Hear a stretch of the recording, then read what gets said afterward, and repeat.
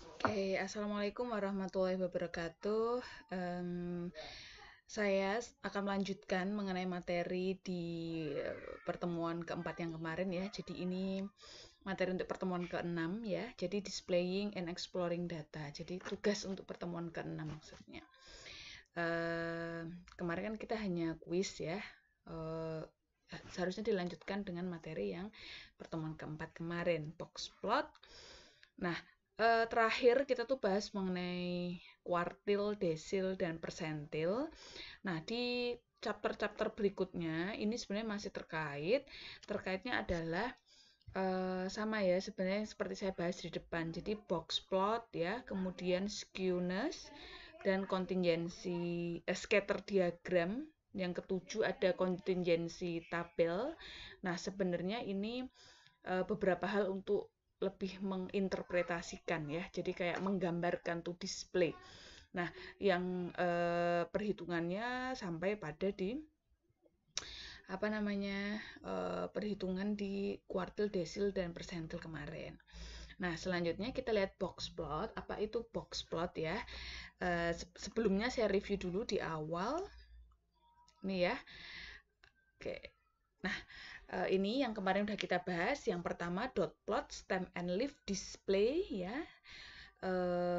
Ukuran posisi, kemudian sampai poin ketiga tadi ya, kuartil, persentil, dan kuartil, desil, dan persentil. Nah, yang poin keempat sampai seterusnya ini lebih ke bagaimana how to display the data. Oke. Kemarin titik dot plot gitu. Kita cuma melihat satu jenis variabel gitu ya.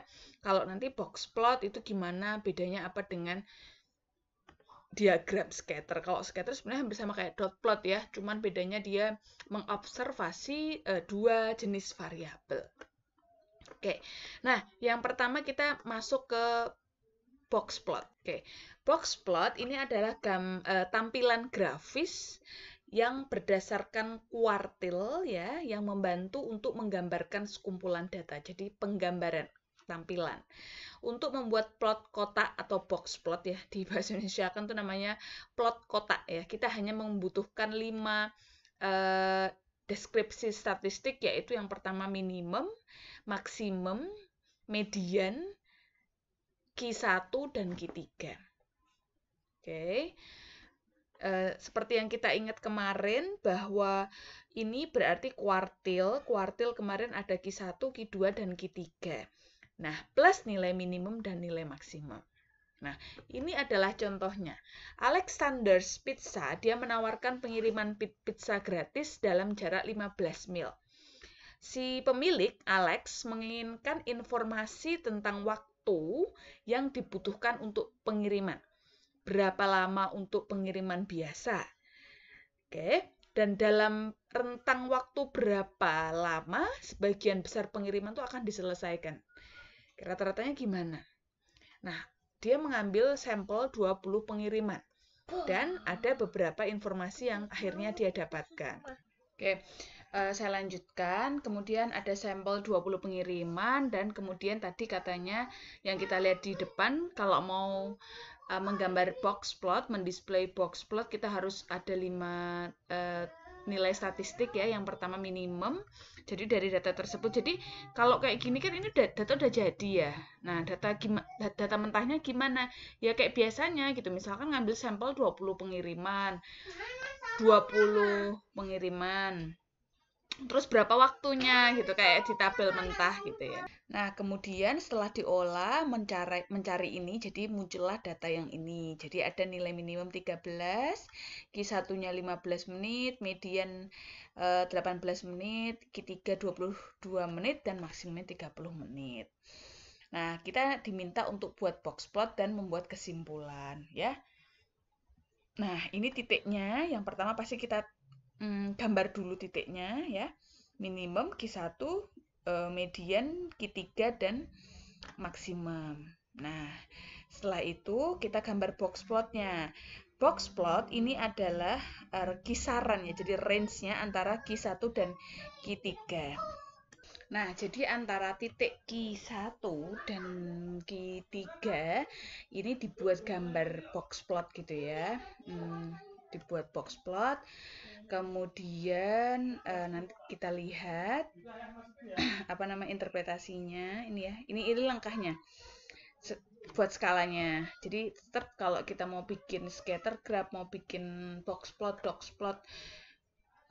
dot plot ya, itu harus ada skalanya. Jadi nggak boleh asal bikin titik gitu ya, karena nggak ada skalanya kan kita nggak tahu jaraknya, nggak kelihatan dalam displaynya.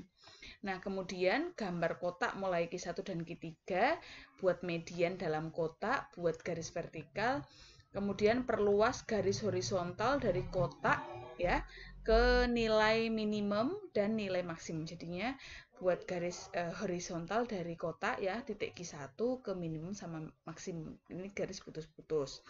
Nah, interpretasinya adalah kisaran, jadi range-nya antar kuartil 1 ke 3 itu kan 15 ke 22 itu range-nya 7 menit dan menunjukkan bahwa di sini menunjukkan bahwa 50% dari pengiriman adalah antara 15 dan 22 menit. Nah, interpretasinya adalah, nah itu tadi ya, kita melihat bahwa data ke Q1 dan ke Q2, ingat bahwa kuartil ini kan dibagi menjadi 4 bagian yang sama, jadi 0,25, 0,25 dan 0,25. Nah, Q1 ini ada 3 Q gitu ya, ada 3 kuartal, Q1 dan Q2 dan Q3. Jadi kalau Q1 kan 25% data pertama, kemudian Q3 itu kan 75% data dari awal gitu ya, atau 25% sebelum data berakhir. Di maksimum maksudnya. Oke, jadi range-nya itu juga menunjukkan 50% pengiriman tuh antara range di 15 sampai 22. Nah, ini juga bisa dilihat sih dari titik skewness-nya apakah positif atau negatif. Kalau kayak gini menunjukkan positif ya. Ini juga mediannya nggak di tengah-tengah antara box plot ini. Oke. Nah, PR-nya berarti yang pertama ini latihan ya. Oke, ini belum saya kasih tanggal ya. Tak tulis di sini aja. Oke, ini PR-nya ini. Ini yang pertama. Oke, jadi ini udah ada box plotnya. Anda diminta untuk melihat malah kuartil pertama berapa, kuartil ketiga, mediannya gitu. Distribusinya simetris apa enggak gitu ya. Apakah ada outlier? Nah, coba kita lihat. Nah, untuk melihat distribusi simetris atau enggak nanti kita lihat ya. Jadi letak antara titik Q1, median, dan Q3. Yang pertama alasannya adalah jarak antara Q3 ke nilai maksimum, yang ini deh. Q3 ke nilai maksimum itu jauh lebih tinggi daripada jarak antara Q1 dengan nilai minimum. Maka kalau digambar grafiknya nanti dia akan miringnya positif. Miring positif tuh maksudnya ke kiri kayak gini loh. Ya, ini. Oke. Jadi kan kelihatan kalau jarak antara Q3-nya dengan atau jarak median lah kita ngomongin ya ke titik maksimum itu jauh sekali, maka dia akan condong lebih ke kiri, ke skewed-nya positif. Oke. Nah, kemudian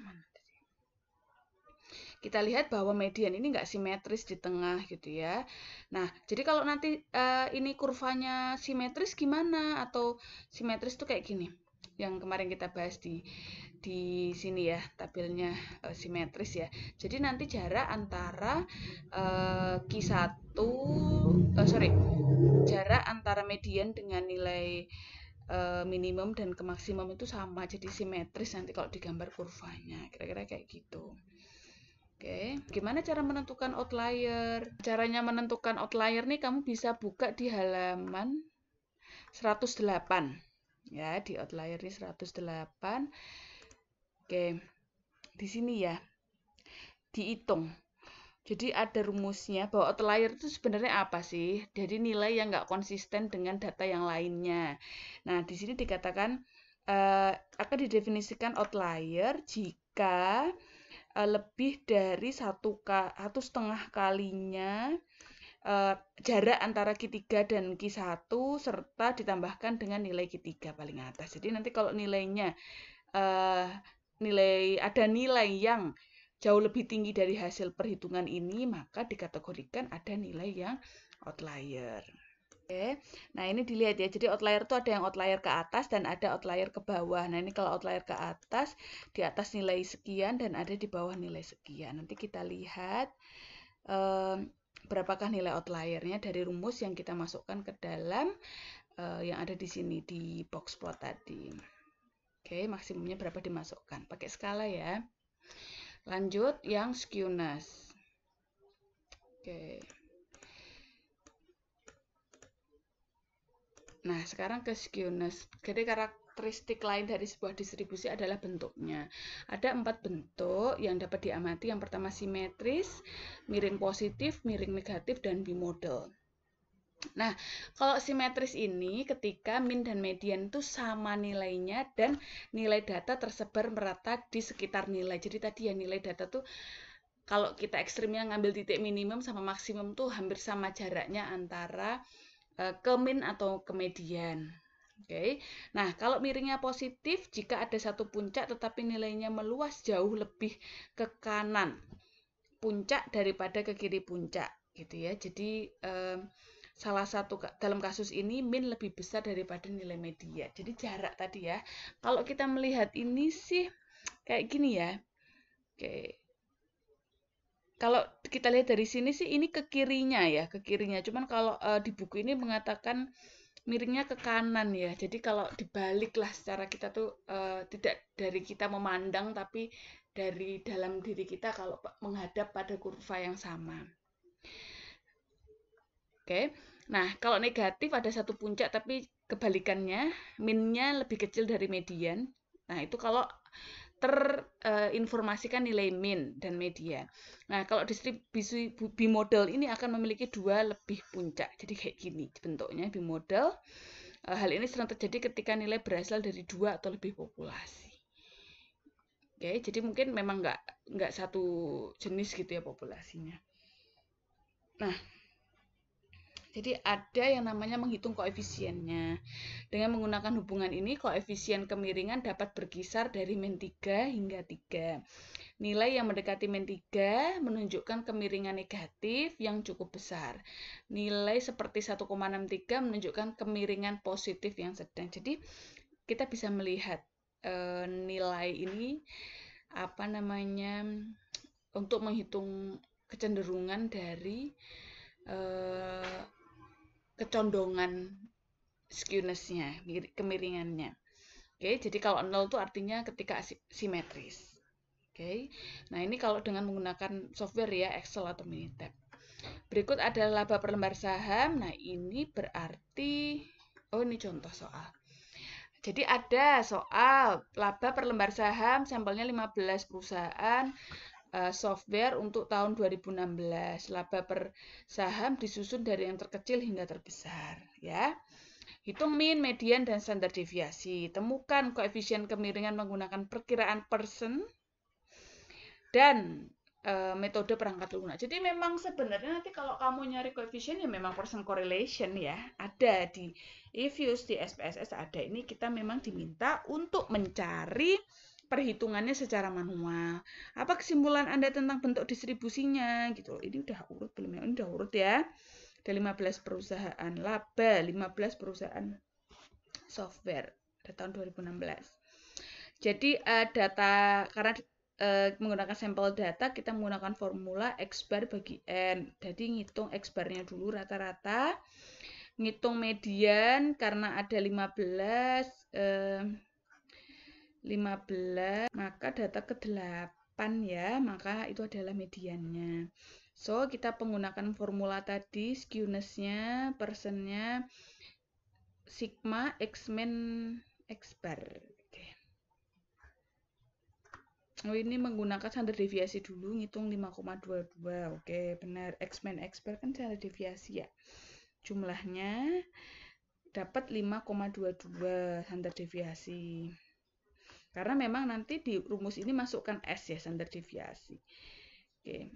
Dapatnya 1,07. Hal ini menunjukkan adanya kecondongan positif yang moderat pada laba bersaham. Karena kalau pakai ini memang skornya tadi antara min 3 sampai 3.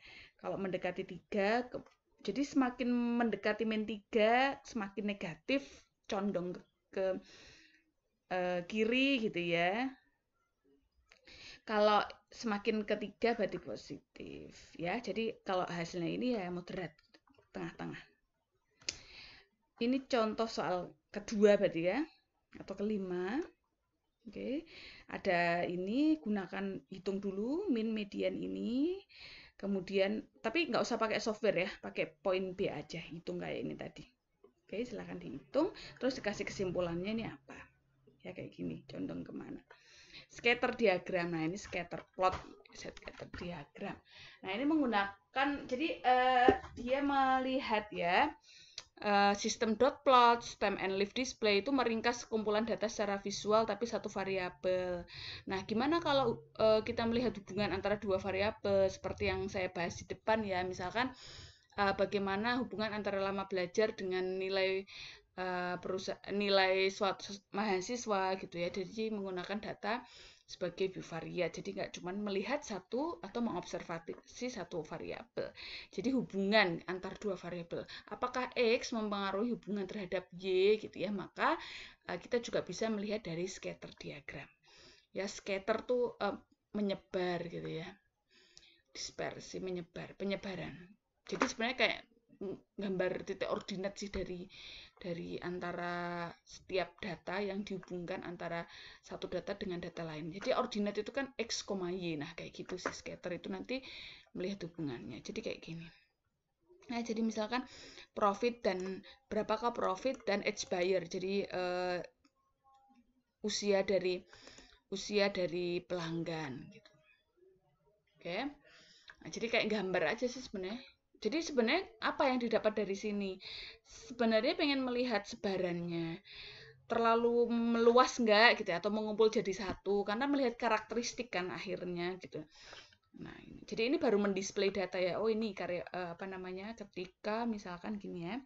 Age-nya 30 itu memberikan profit senilai kira-kira 500. Ada juga yang age-nya 30 profitnya segini gitu. Macam-macam nih. Jadi melihat artinya ngelihat apa? Oh, semakin tinggi profit yang diberikan itu sebenarnya di usia berapa sih gitu loh. Jadi untuk mengambil keputusan-keputusan tersebut. Oke. Nah, yang terakhir ya, ini ada contingency tables ya. Contingency tables ini sebenarnya tabel untuk digunakan untuk mengklasifikasikan observasi yang menurut dua karakteristik yang dapat diidentifikasi. Contohnya adalah contingency ya. Oke, mahasiswa di universitas diklasifikasikan menurut gender dan kelas.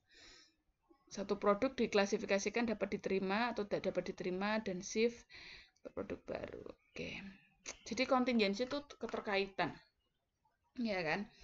Keterkaitan. Jadi misal intinya sih kayak sebenarnya kita ngomongin apa nih? Ngomongin satu variabel tuh dihubungkan sama banyak hal gitu ya. Kayak sebenarnya kita ngomongin produk A gitu ya, disertifikasi gitu, datanya apa aja gitu. Jadi sebenarnya contingency itu kayak keterkaitan gitu ya.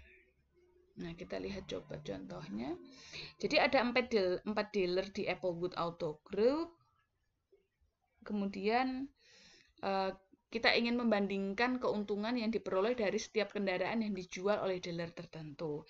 Dengan kata lain, apakah ada hubungan antara jumlah keuntungan yang diperoleh dengan dealer? Gitu. Dia ingin melihat apa ada hubungan antara jumlah keuntungan dan dealer. Dari kolom total di sebelah kanan, ya ada 90 dari 180 mobil yang memiliki profit di atas median dan setengahnya di bawahnya. Jadi sama ya ini. Untuk dealer gain itu 25 dari 27 atau 48%-nya telah dijual dengan keuntungan lebih besar daripada median. Kalau keuntungan di atas median untuk dealer lain adalah ini 50%, 50%. Jadi ingin melihat secara umum keseluruhannya kayak gimana. melihat perdeler yang menunjukkan keuntungannya di bawah median. Oke. Jadi saling keterkaitan aja sih kontingensi.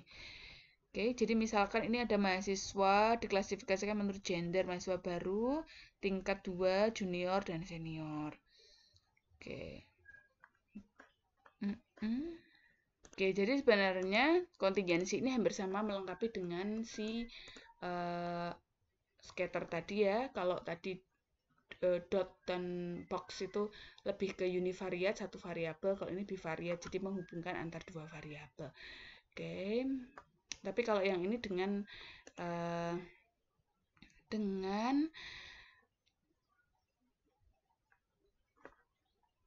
jenis yang lebih terdiversifikasi gitu sih. Oke. Jadi tugasnya cuma ada 2 ya. Ini latihan ini sama ini tadi. Silahkan dikerjakan, cuma sedikit. Terima kasih. Kita bahas minggu depan sama kuisnya juga, sama ada materi baru gitu ya. Tapi minggu depan libur ya. Ya udah minggu depannya lagi. Terima kasih. Assalamualaikum warahmatullahi wabarakatuh.